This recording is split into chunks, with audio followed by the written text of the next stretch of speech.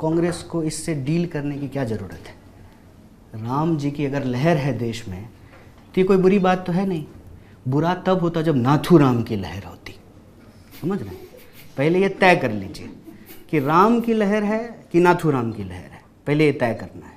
मुझे लगता है कि बीजेपी जिसको प्रचारित कर रही है ना, उसमें बीजेपी का कोई रोल नहीं है। राम जी त्रेता युग में हुए थे, बीजेपी 1980 में बनी है, और बीजेपी ये चाह रही है कि इस देश के राम के जो मानने वाले लोग हैं ना, उनको कैसे ठगा जाए।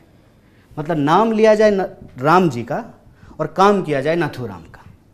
ये जो खेल है, इस खेल से बीजेपी को फ़ायदा है, और हमको लगता है कि ये इस देश की संस्कृति, इतिहास और आने वाली पीढ़ी के भविष्य के खिलाफ है। खिलाफ इसलिए है कि अगर हम राम जी की संकल्पना को इस देश में देखें तो बहुत रचे बसे हैं।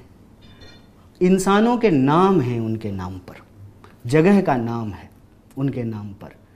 और संस्कृति में देश के अलग अलग हिस्सों में जब आप घूम करके देखेंगे तो किसी ना स्थान पे जो है ना रिड्यूस्ड उनको नहीं किया जा सकता है।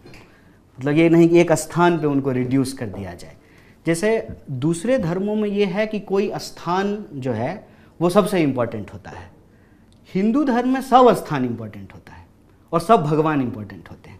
राम जी भी उतने ही इम्पोर्टेंट हैं, शिव जी भी उतने ही इम्पोर्टेंट हैं, विष्णु जी भी उतने ही इम्पोर्टेंट हैं, ब्रह्मा जी भी उतने ही इम्पोर्टेंट हैं। इसीलिए हिंदू धर्म जो है दुनिया के और दूसरे धर्मों से अलग है। हुआ ये है कि इस देश में जो हिंदू धर्म को मानने वाले लोग हैं, एक्चुअली उनके साथ जो है छलावा किया जा रहा है। एक्चुअली उनके साथ जो है अपने राजनीतिक लाभ के लिए उस धर्म की जो विराटता है, उसका जो विस्तार है, उसको रिड्यूस करने की कोशिश की जा रही है।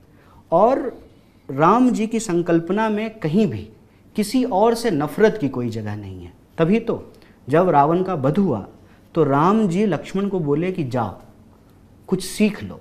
बहुत ज्ञानी आदमी था वो, बहुत विद्वान आदमी था, बहुत बड़ा तपस्वी था वो इतना बड़ा तपस्वी था कि भगवान शिव को जो है उसने प्रसन्न कर दिया।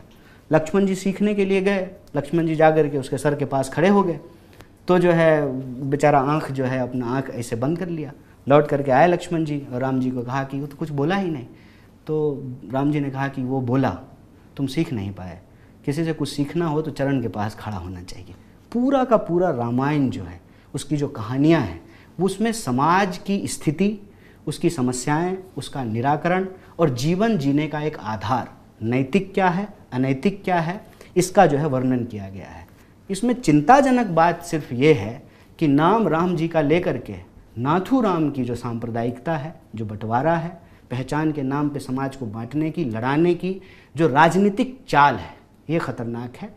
और इस राजनीतिक चाल को हम समझ रहे हैं। राम जी के लहर से कोई दिक्कत नहीं है। राम का नाम त्रेता युग से चलता आ रहा है, बीजेपी के पैदा होने के पहले से चलता आ रहा है, और बीजेपी जब समाप्त हो जाएगी तब भी इस देश के संस्कृति और इतिहास के साथ चल